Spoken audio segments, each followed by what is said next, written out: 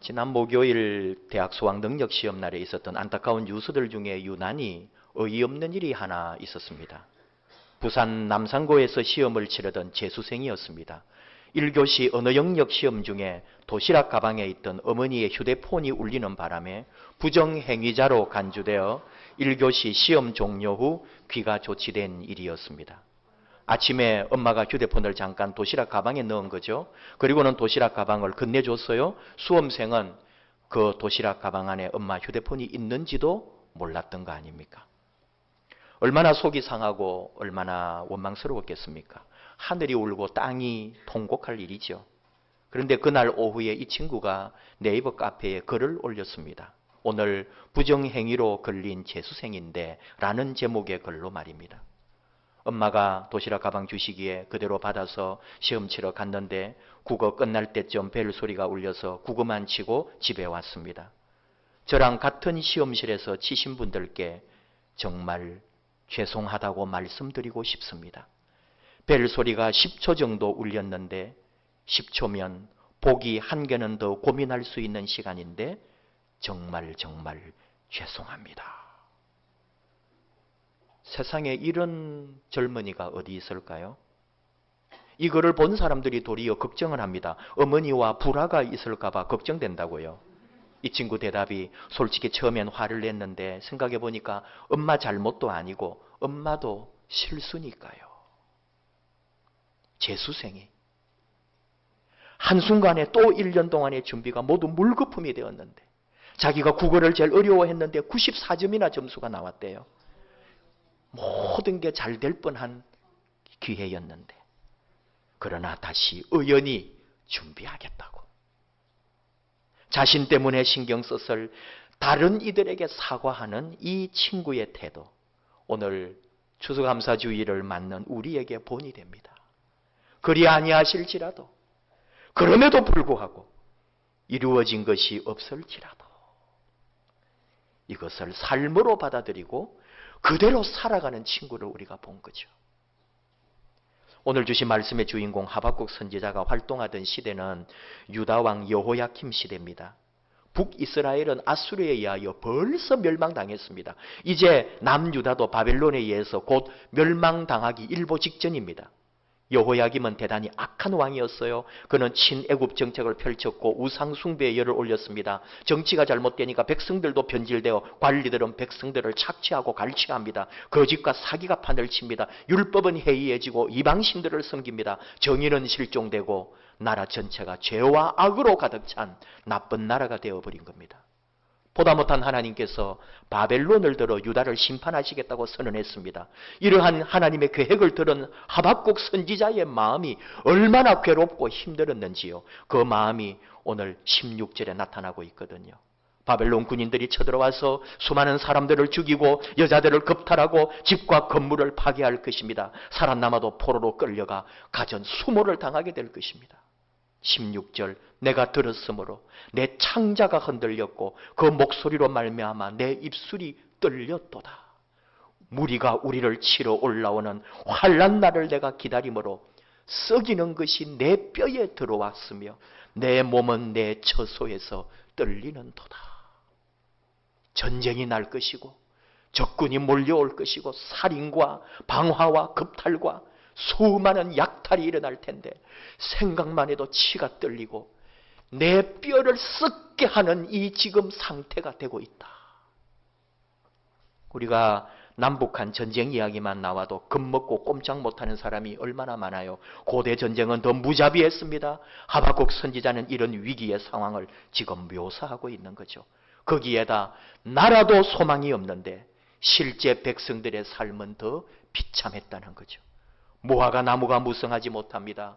포도나무에 열매가 없습니다. 감람나무, 올리브 나무에도 열매가 없습니다. 밭에 먹을 것이 없습니다. 우리에는 양이 없고 외양간에는 소도 없습니다. 자, 이런 상황에 솔직하게 우리 심정을 말하려면 두려움이죠. 분노고 원망이고 저주고 정말 어찌해야 할지 모르는 숨이 막히는 순간입니다. 감사와는 전혀 어울리지 않는 상황입니다. 어느 누가 이럴 때 감사한단 말입니까? 그런데 하박국 선지자는 엉뚱한 소리를 지금 하고 있네요. 우리말로 바꾸면 이런 거예요. 죽을 병이 걸려서 더 이상 소망이 없음에도 불구하고, 우리 회사가 연말에 문을 닫고 나는 새 직장을 찾아야 함에도 불구하고, 이번 달에 빚을 갚는 것은 고사하고 당장 일주일 버티고 밥 먹는 것도 걱정해야 함에도 불구하고 나는 여호와로 인하여 즐거워하며 나의 구원의 하나님으로 말미암아 기뻐하리로다. 이런 말씀을 들을 때 여러분 어떠십니까? 개콘 유머에 이런 유머가 있어요. 장난 나랑 지금 하냐? 하나님, 지금 나랑 장난하자는 것입니까? 어쩌면 이런 기분이 우리 기분과 똑같을지 몰라요. 내가 지금 죽을 지경인데, 에베소서 5장 20절 범사에 우리 주 예수 그리스도의 이름으로 항상 아버지 하나님께 감사하라. 좋아요. 감사하라고 하시네요.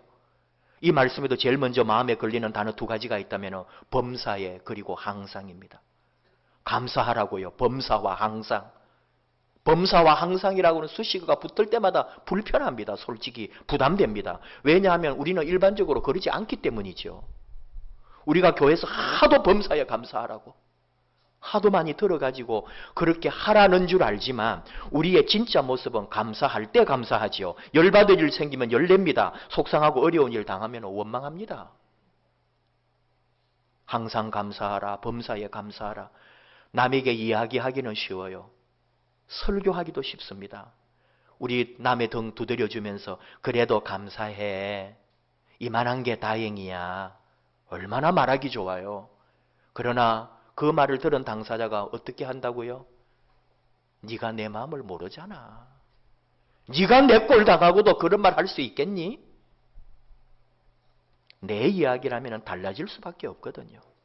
아픈데 병은 더 깊어갑니다. 더 내 몸은 상해갑니다. 취업이 안 됩니다. 결혼은요. 제가 목사 안수를 받았는데 부목사로 청빙해 주는 곳이 없어서 3개월 동안 여기저기 이력서만 넣고 기다렸습니다. 감사했는지 기억나지 않습니다. 긴장, 초조, 불안, 낙심, 이 기억만큼은 너무너무 생생하고 분명합니다. 인간적으로 말하면 하박국 선지자의 감사 고백은 현실성이 없습니다. 비현실적이요. 이상론입니다. 그런데 또 생각을 하는 거죠. 또 묵상을 해보는 거죠. 정말 그럴까? 하박국은 현실을 직시하지 못하는 이상론자고 궤변론자인가? 아닙니다. 범사에 감사하라. 항상 감사하라. 그저 우리 교회에서 하는 종교적인 멘트에 불과할까요? 아니라는 거죠. 생각을 해봅니다, 여러분. 저나 여러분이나 살아오면서 깨달은 삶의 진리가 있어요. 세상이 자동적으로 돌아가지 않는다는 거예요. 내가 바라고 내가 원하고 내가 생각하는 대로 이 세상이 돌아가지 않는 거 있죠. 이게 진리예요. 이게 현실이고 사실입니다. 내 감정대로 내 마음대로 돌아가지 그렇게 사라지질 않습니다. 이게 우리의 경험이고 보편적 진리예요.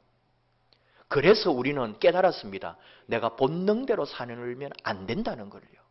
내 마음대로 하면 안 된다는 거 우리는 배웠고 깨달았습니다. 어떻게 보면 여러분 인생 한번 돌아보십시오. 살아온 날만큼. 산다는 거, 내가 지금 살아가고 있는 지금 이 모습, 내가 하고 싶은 대로 하면서 사는 게 아니라 하고 싶지 않은 일을 하면서 살고 있다는 걸 우리가 알게 되거든요. 내 일도, 내 삶도, 내 곁에 있는 사람들까지도 다 내가 바라고 원하고 좋아서 그렇게 있는 게 아니더라는 거예요. 그래서 생각을 하는 거죠. 하나님의 원리를 발견하는 거예요. 우리 하나님이 일하시는 원리, 하나님의 방법이 뭔가? 아, 우리의 상식과는 다르구나. 하나님은 우리를 살리기 위하여 자기 아들을 십자가에 못 박도록 내놓으셨습니다. 아들을 아끼지 아니하시고, 이게 하나님의 원리거든요. 세상 상식으로는 도무지 이해가 되지 않는, 내 삶에서는 도무지 받아들일 수가 없는 일을 하나님이 하십니다. 그런데 우리의 구원은 바로 이러한 비상식과 역설에서 시작되고 있다는 거죠. 이렇게 새로운 삶으로 구원해 주시는 하나님은 하나님의 자녀들인 우리에게도 하나님의 윤리를 말씀해 주십니다. 원수를 사랑하라고요. 겉옷을 달라 하면 속옷까지 주어라고요. 오른뺨을 치면 왼뺨도 돌려대 주라고요. 인디언들이 어려운 처지에 놓여있던 이 청교도들에게 옥수수와 같은 곡물을 갖다 주었고 농사 짓는 방법도 가르쳐 주었습니다. 많이 알고 있는 이야기죠. 이들의 도움으로 그 다음에 1621년 청교도들이 풍성한 곡식을 추수하고 이 청교도들이 친절한 인디언들을 초대하여 멋지고 아름다운 그 신대륙의 첫 번째 추수감사절을 지키게 되었다. 이게 추수감사절입니다. 그런데 바로 그 친절한 인디언 가운데 스관토라고 하는 인디언에 대하여 여러분 들어보셨나요? 메이플라워호가 신대륙에 처음 도착한 것으로 알고 있습니다만은 이들이 오기 12년 전 1608년경에 무역상들이 사실은 먼저 이 신대륙에 상륙해가지고 완판노그 인디언들과 무역을 했습니다. 근데 이 무역상들이 섬을 떠나면서 이 원주민 인디언 몇 명을 잡아가지고 스페인으로 가서 노예로 팔아먹었어요. 그렇게 팔려간 인디언 중에 한 사람이 스관토라고 하는 소년이었습니다. 이 스관토를 사간 사람은 그 스페인의 수도사였거든요. 수도사가 이 인디언 소년을 잘 대해주었고 그리스도교 신앙을 심어주었습니다. 그리고 이 스관토가 나중에 영국으로 가게 됐고 존 슬레인이라고 하는 사람의 마국간에서 일하게 됩니다. 슬레인이가 이 스관토를 데리고 살면서 들어보니까 고향으로 돌아가고 싶어하는 소원을 가지고 있으니까 이 다음에 신대륙으로 가는 배를 만나면은 그 소식을 들으면 첫 번째로 너를 태워서 고향으로 돌려보내주마 약속을 했거든요. 그래서 이 스관토가 팔려간 지 10년 만에 신대륙으로 가는 배를 타고 고향 매사추세츠로 돌아오게 된 거예요. 그로부터 1년 후에 메이플라워호가 신대륙에 들어온 거예요. 영어를 할 수 있는 스관토가 청교도들을 맞이해 주었습니다. 이 청교도들이 얼마나 놀라고 환호를 했는지 모른다는 거죠. 인디언 원주민이 영어를 할 줄 알고 말이 통하는 사람이 한 명 있었다는 거 아닙니까? 메이플라워 선장 윌리엄 브래드포드의 일기에 이런 내용이 있어요. 스관토는 우리들의 선을 위하여 특별하게 준비되어진 하나님의 도구였다. 그는 우리들에게 옥수수를 어떻게 심어야 하는지, 양식을 조달하기 위해 어디에서 물고기를 잡을 것인지, 그리고 우리가 알지 못하는 땅에 우리의 이익을 위해 길 안내자가 되어 주었으며 그가 열병으로 죽는 날까지 우리를 늘 돌보아 주었다. 노예로 팔려가서 두려움과 중오심으로 가득 찼던 스관토의 마음을 열어 주님을 영접하게 한 이가 누구일까요? 누가 스관토를 미리 준비하셔서 그 신대륙에 청교도들을 구원하는 도구로 사용하셨을까요? 시편의 시인은 105편 17절에서 요셉에 대하여 이렇게 노래합니다. 그가 한 사람을 앞서 보내셨으며 요셉이 종으로 팔렸도다. 노예로 미리 애굽에 보내셨어요. 팔려갈 때는 몰랐습니다. 분노하고 원망하고 울었습니다. 두려웠습니다. 내가 왜 노예로 팔려가는지, 내가 왜 모르는 곳에 가서 고통받는지 그때는 몰랐어요. 나중에 압니다. 모두를 살리려고 하나님이 먼저 보내셨구나. 하나님이 하셨어요. 하나님께서 다 이루셨습니다. 그 하나님은 나에게도 그러하십니다. 우리 하나님은 그렇습니다. 그래서 무슨 일을 만나도, 내 삶에 무슨 일이 일어나도 하나님을 의지하고 하나님께 감사합니다. 하나님의 뜻과 계획은 우리가 알 수도 없고 청량할 수도 없는 불가능한 일이에요. 그래서 우리는 그저 하나님이 하시는 일 앞에 그분이 이루심을 믿고 그분에게 감사할 뿐이라는 겁니다. 지금 내가 당하는 이 모든 일들은 하나님의 뜻을 이루려고 미리 움직이시는 하나님의 계획임을 고백하는 거죠. 이것을 볼 수 있는 믿음의 눈을 열어 주시옵소서. 이것이 우리의 기도입니다. 오늘 설교 제목을 아슬아슬한 희망이라고 했습니다. 제가 가장 존경하는 목사님 김기석 목사님 책 제목 그대로이기도 합니다. 김기석 목사님이 남도 저 아래에 남해안의 시골 작은 교회 목사님들을 만나서 들은 이야기입니다. 젊은 전도사가 시골 교회에 부임을 해서 갔습니다. 교회 문을 열어보니까 예배당을 사용한 흔적도 없고 예배당에는 창문으로 들어오는 햇빛과 마룻바닥에 소복이 쌓여있는 먼지만 가득하더라는 거죠. 왜 그런가 했더니 몇몇 성도님들이 겨울에 난방비 아끼느라고 담임 목회자도 없고 그러니까 이분들이 이웃 교회에 가가지고 몇 개월 동안 교회를 다니고 있는 거예요. 자기 교회는 그저 문 닫아놓고. 그런 교회에 담임 전도사가 되어가지고 간 거죠. 내색은 안 했지만은 아무 힘도 없고 소망이 없는 거예요. 교회를 둘러보는데 교회 뒷마당에 어디서 날아왔는지 소나무 씨가 하나 날아왔겠죠. 그리고는 자그마한 소나무가 한 그루가, 이걸 한 그루라고 할 수도 없는 한 송이 같던 소나무가 하나 자라고 있는 거예요. 그걸 보니 나하고 똑같구나. 내가 이렇게 처량하고 내가 이렇게 힘없고 내가 이렇게 외롭고 아무런 소망이 없구나. 그래서 다시 마음을 고쳐먹고 이 소나무 하나 잘 키워보자. 대나무를 잘라가지고 방풍벽을 만들어주고 그때부터 이 소나무를 키우는 거예요. 그리고는 거기에다가 팻말을 하나 달았어요. 아슬아슬한 희망. 내 삶이 이렇게 아슬아슬한데 그래도 희망을 가지겠다는 거죠. 김기숙 목사님이 그 이야기를 들으면서 얼마나 마음이 아프면서도 그리고 그가 돌아와서 희망에 대하여 이렇게 말을 한 거예요. 희망은 바랄 수 없는 중에 바람입니다. 희망은 누가 만들어주는 완제품이 아닙니다. 삶으로 살아내는 용기입니다. 그렇게 썼어요. 그 말씀이 저를 또 울리더라고요. 여러분, 희망이 왜 희망입니까? 하나님이 함께 하시기 때문에 희망인 거죠. 그러니 내가 기준이 되지 말고 하늘 아버지를 기준으로 해서 살자 이거죠. 예측 밖에서 움직이시는 그 하늘 아버지가 하늘 아버지의 기준대로 자식인 우리들을 위하여 일하십니다. 우리를 복되게 하십니다. 그러니 하나님의 뜻에 대하여 의심하지도 말고 시시비비도 가리지 말고 범사에 감사하라 하시니 항상 감사하라 하시니 하나님 그 말씀에 순종합니다. 내 삶에 무화과 나무에 열매가 없어도 내 삶에 우리의 양이 없어도 내 밭에 소출이 없어도 하나님 감사합니다. 오늘은 교회력으로는 신앙 달력이라 그러죠. 마지막 주일이에요. 2016년 우리 교회력 마지막 주일. 다음 주일부터는 대림절입니다. 주님의 오심을 기다리는 첫 번째 이제 주일이 되는 거예요. 주님의 오심을 기다리면서 쭉 주님의 오심과 따라 이렇게 해서 이게 1년 동안 우리 신앙 달력이 가거든요. 오늘이 마지막 날이에요.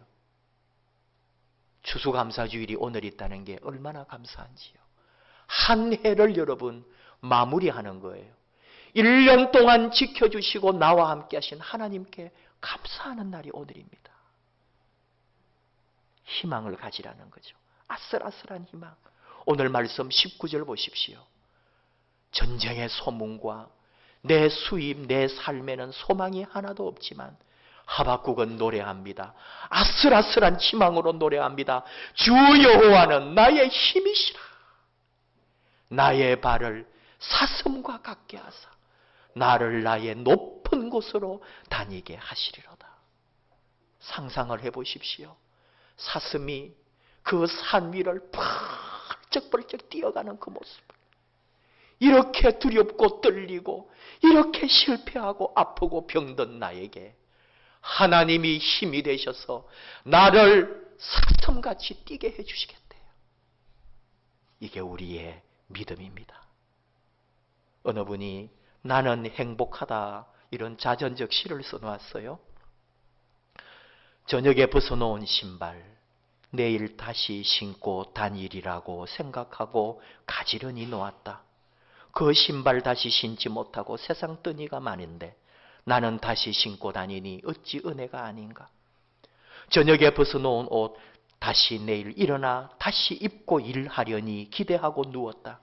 오늘 영영 일어나지 못하고 수의를 입는 이도 있는데 나는 일어나 입고 다니니 어찌 큰 은혜가 아니런가. 저녁에 식사한 그릇 깨끗이 설거지한 것은 내일도 일어나 아침밥 담아 먹으려는 것이다.